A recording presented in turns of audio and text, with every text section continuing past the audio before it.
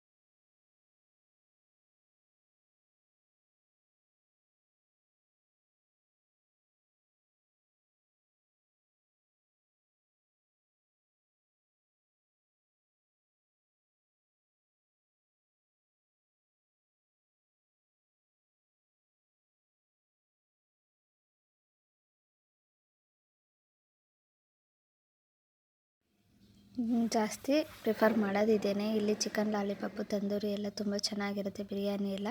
So ಹಾಗಾಗಿ ಇಲ್ಲಿಗೆ ಹೋಗಿದ್ವಿ ನಾವು ಫಸ್ಟ್ ಸ್ಟಾರ್ಟರಾಗಿ ತಂದೂರಿ ಆರ್ಡ್ರ್ ಮಾಡ್ಕೊಂಡಿದ್ವಿ, ಮತ್ತು ರೋಟಿ ಮತ್ತು ಮಶ್ರೂಮ್ ಗ್ರೇವಿ ಮಾಡ್ಕೊಂಡಿದ್ವಿ. ಹೆವಿ ಎಲ್ಲ ನಾನ್ ವೆಜ್ ಆದರೆ ತಿನ್ನೋಕ್ಕಾಗಲ್ಲ ಅಂಥೇಳಿ ಇದೆಲ್ಲ ಮುಗಿದ್ಮೇಲೆ ನಾವು ಒಂದು ಬಿರಿಯಾನಿ ತೊಗೊಂಡಿದ್ವಿ 4 ಜನದಿಂದ. ಫುಡ್ ವೇಸ್ಟ್ ಮಾಡಬಾರ್ದು ಅಂತ ಅದು ಕರೆಕ್ಟಾಗಿ ಆಯಿತು. ನಮ್ಮ ಮನೆಯವ್ರಿಗೆ ತಂದೂರಿ ತಿನ್ನಿಸಿದ್ವಿ. ನಮ್ಮ ಮನೆಯವ್ರು ವೆಯ್ಟರ್ನ ಕರೀತಾ ಇದ್ದಾರೆ. ಅಲ್ಲೂ ಸಿಟ್ಟು ಬಂತು ಇವ್ರಿಗೆ. ವೆಯ್ಟರ್ನ ಗ್ಲಾಸ್ ತಂದುಕೊಡಿ ಅಂತ ಕೇಳಿದ್ರು, ತಂದು ಕೊಟ್ಟಿಲ್ಲ ಅಂತ. Last dead end dessert drink ಆಗಿ ನಾವು ಫ್ರೆಶ್ ಲೈಮ್ ಸೋಡಾ ತೊಗೊಂಡ್ವಿ. ನೆಕ್ಸ್ಟು ಮೋರ್ಗೆ ಬಂದ್ವಿ. ನಾವು ಬರೋಷ್ಟರಲ್ಲಿ ಆಲ್ರೆಡಿ ಕ್ಲೋಸಿಂಗ್ ಟೈಮ್ ಆಗೋಗಿತ್ತು. ಅವರು ಜಾಸ್ತಿ ಟೈಮ್ ಇಲ್ಲ, ಒಂದು 10 ಮಿನಿಟ್ಸ್ ಟೈಮ್ ಕೊಡ್ತೀವಿ ಅಂತ ಅಂದರು. ಹಾಗಾಗಿ ನಾನು ಪರ್ಟಿಕ್ಯುಲರಾಗಿ ಡ್ರೈ ಫ್ರೂಟ್ಸ್ ಬೇಕಾಗಿತ್ತು ನನಗೆ. ಹಾಗಾಗಿ ಡ್ರೈ ಫ್ರೂಟ್ಸ್ನ ಪರ್ಚೇಸ್ ಮಾಡ್ಕೊಂಡ್ವಿ. ಸ್ವಲ್ಪ ಐಟಮ್ಸ್ನ ತೊಗೊಂಡ್ವಿ, ಅಂದರೆ ಬೇಕಾಗಿರೋದನ್ನು ಮಾತ್ರ ತೊಗೊಂಡ್ವಿ.